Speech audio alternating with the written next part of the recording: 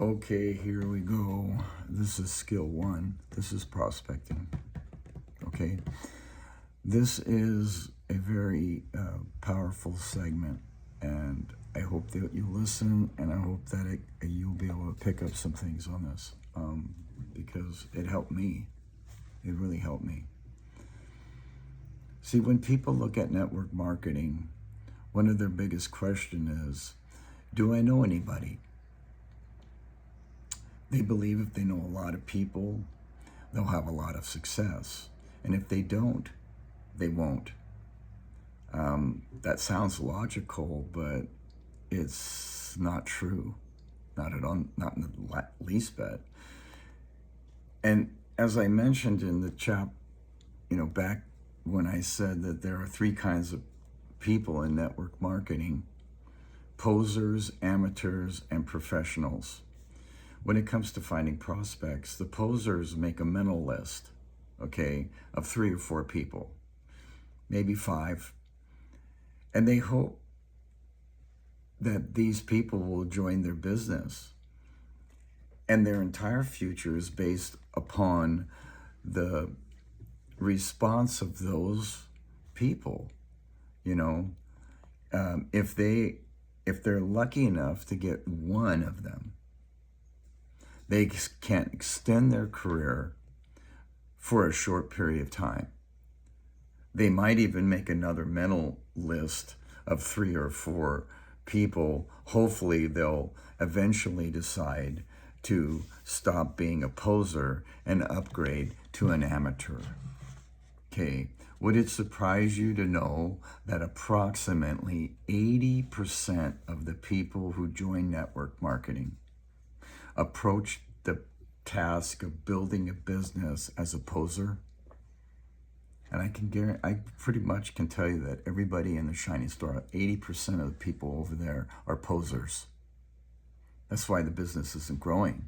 Because if everybody was a professional, we'd be a lot farther along than we are.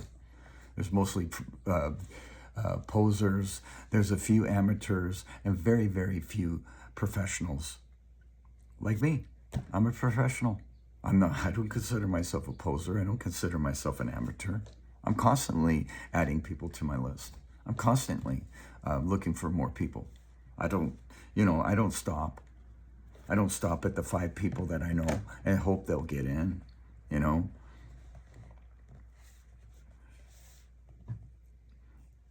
8 out of 10 distributors first approach their business with the poser mentality. They make a small mental list and see what happens. They never set out to develop the necessary skills. Your job is to make sure you're not one of them, okay? And help your team do the same. Educate people. Help them understand how powerful this opportunity can be if they treat this with respect. For the posers, their only real chance is luck. And that luck better happen super fast. The second group is the amateurs. Okay, instead of a small mental list, these people make a written list, which is a step in the right direction. Let's say they make a list of 100 prospects. They charge out with excitement, but not a lot of skill. They begin prospecting, their list begins to diminish. I mean, you get involved with something, you get excited about it. You get all excited about it, and everybody you go tell, you what? Throw up on them. You tell them everything about the business. You just throw up on them, and you tell them blah blah blah blah blah blah blah blah. And they're going, why would I even want to know? You told me everything. And they walk away, and you go, why didn't they want to get in? Because you're telling them too much. Too much. You feed a baby milk, and then you shake them. What happens? They throw up on you. It's exactly what people do. They throw up on people. They tell everybody everything. You're not supposed to tell everybody everything. Let them understand that. Spoon feed the people. Tell them a little bit today. Tell them a little bit tomorrow. Don't tell them everything today. You know. So as their list grows smaller, gets smaller, their anxiety goes up. You know, goes higher and higher as their list gets smaller and smaller. Their biggest fear is running out of people to talk to. Is this you? Is this your biggest fear? Oh, I don't live in an area where there's anybody that wants to talk. Well, get out of the area. Think outside the box. Find other people. You need to find the people that will, not the people that won't. Stop dealing with the people that won't. Go to the people that will, you know. And there are a lot of people out here. There are thousands and thousands of people. But I was like in my 20s when I first started. And the first company I got involved with was a company called Excel, when we had phones and we had long distance charges. And the long distance bills were a lot higher than, we could call, in a different city, and it would be a long distance call, and we would get charged an astronomical amount of price. So they said, if you get this person who's your friend, who you call, it's in a different city on the service, you could cut your bill in half. All they got to do is switch the service. And we did that, and there was like 4 millionaires that made it out of there. But these people, I tried to coattail on the guy who brought me in. I was relying on him. But it didn't take me long, to run out of names. Soon everyone in my world knew what I was doing, and I had to either said yes or no, and I had gotten into the NFL club for, real quick.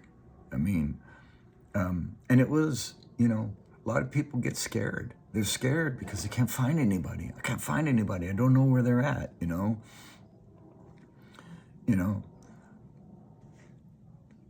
if I didn't find a lot of people, if I didn't find anybody, I was going to fail, That's what my mental attitude was. If I didn't find anybody, I would be failing. It never occurred to me to find quality people, to prospect, that the prospecting was a skill. Up to this point of my career, I always viewed the list as a ticket to wealth. Are you? If you had a good list, you'd be successful. And if you had a bad one, you'd either have to get very lucky or you'd fail. I don't know. Do you think like this? When I came to my defining moment and committed to becoming a professional, I began to study people who had built large and successful organizations. I had found that professionals approach finding to talk to as many of their core. This was a skill. This was a core skill, finding and talking to people. It was a part of their job to find new people. Do you see it as your job?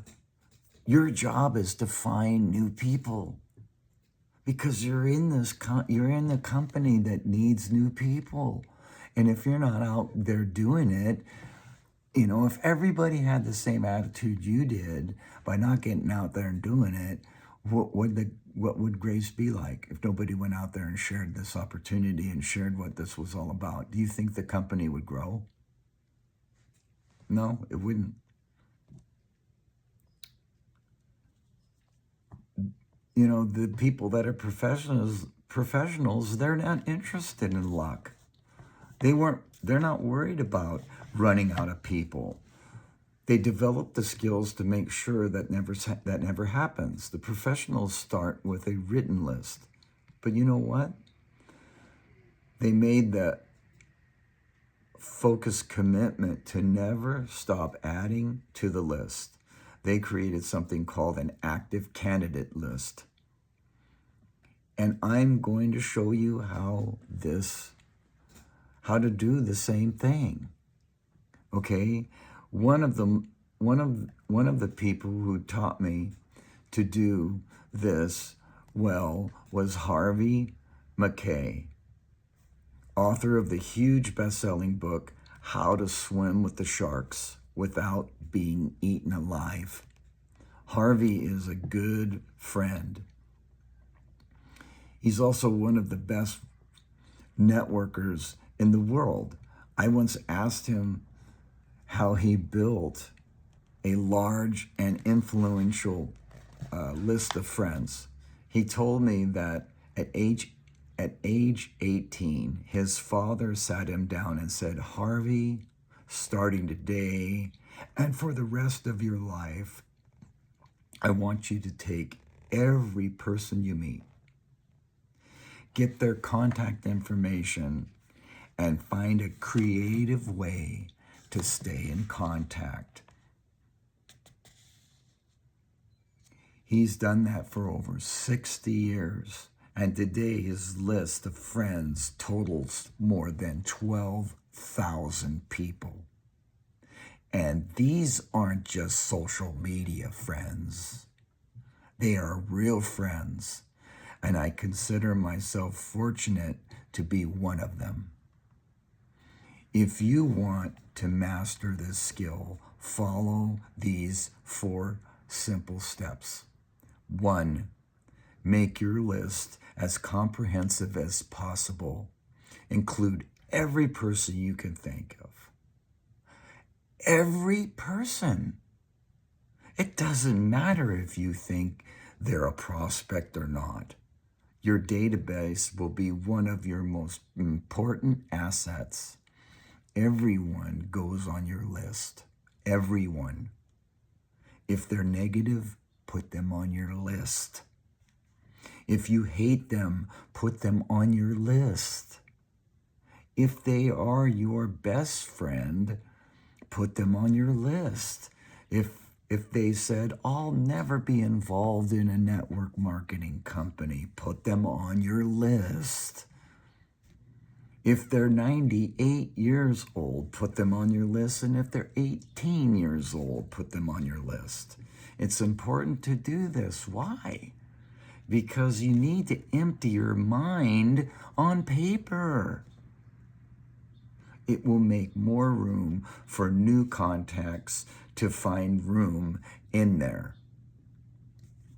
When you write down your nephew, you will begin to think about the circle of people around your nephew. All of these connections will become apparent to you as you make your list more and more comprehensive, okay? Think about everything, every organization you've ever been involved with, every group you've ever been a part of, everything you've ever done. If you do this right, it will end up being hundreds and maybe thousands of people. You're not required to prospect everyone on your list, okay? That's up to you. But it is extremely important to do this work necessary to truly capture your network on paper. Step 2, have you heard of the concept we're all only 6 contacts away from any person in the world? 6 degrees of separation. I'm not sure if that is a myth or if it's true, but I believe in the concept. Step 2 is looking at your list and thinking about people they know. The 2nd degree of separation. Chances are you know most of them also. Think about members of your family. Who do they know? Add them to your list. Think about your friends. Who do they know? The great question to ask people, who do you know that would like to make $10,000 a month? Who do you know? Bypass them and get to the ones that they know. By doing that, they'll say, well, I do. And they might say that, but how serious are they? You know, do they think of it as a poser and thinking of it as a lucky thing? If they get lucky, they'll do it, you know. Think about all the relationships in your life. Who do they know? Add them to your list. Don't worry about what you're going to do with the list. Don't worry about what you're going to do with the list yet. You know, I'll talk about that later. Just build it. Just build it. They say build it and it will come. You ever seen that movie? Just build it and they'll come. You know? And the third step is constantly expand your list. This is why the professionals call it an active candidate list. It never stops growing.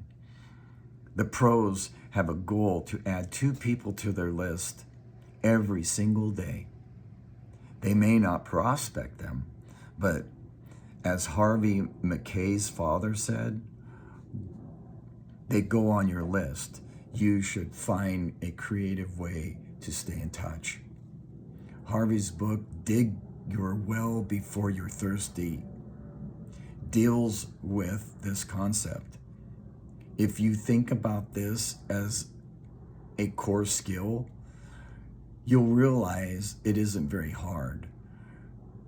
You come into contact with people every single day. Just add them to your list. You meet people through online social media, don't you? Add them to your list. You do business with people, add them to your list. My friend Jordan Alder is an author of the book Beach Money. And he's also a 7-figure a year earner in network marketing. He's a master at the step 3. He just lives his life and is always making new friends. And if you look at his business, about all the people he's recruited into a huge organization are people he didn't even know before he started network marketing. He's a pro. Professionals develop a higher level of awareness. They pay attention to the world. They know they will be introduced to people all the time. You know what posers and amateurs do? They don't even notice. They just go out their day saying, what people? I don't see any people. I don't see any people. You know, there's 3 groups of people.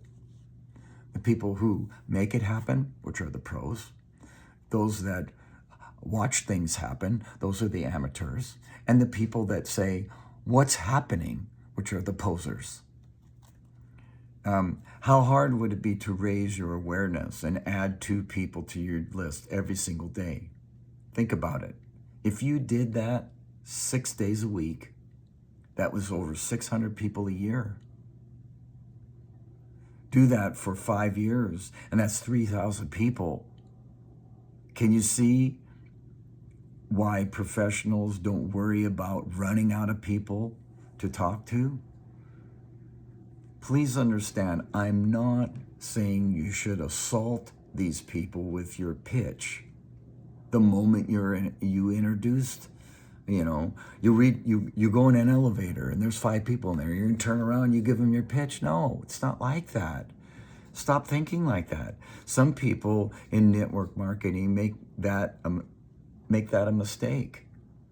You know, they make the mistake of doing that, and it's not good. Just add them to your list. Make friends. There's a good book called Making Friends and Influencing People by a guy named Dale Carnegie. It's a good book. If you don't have it, get it, read it, Develop a connection, and when the time is right, you can help them understand what you have to offer, okay? The step 4 is network on purpose. Professionals network on purpose. It's hard to meet people if you're hiding from the world. Get out there, have some fun, join a new gym, have fun with a new hobby, volunteer for, a cause that's important to you. Find places and organizations, the e-commerce, get involved with the e-commerce people, where you can meet new people. Not only will you be good, will it be good for your business, but you'll also make some great friends. The next part to this is skill number 2. You may want to stay tuned. You may want to follow, like, and comment for more, because this is inviting prospects to understand your product or opportunity. Over and out. Thanks for listening.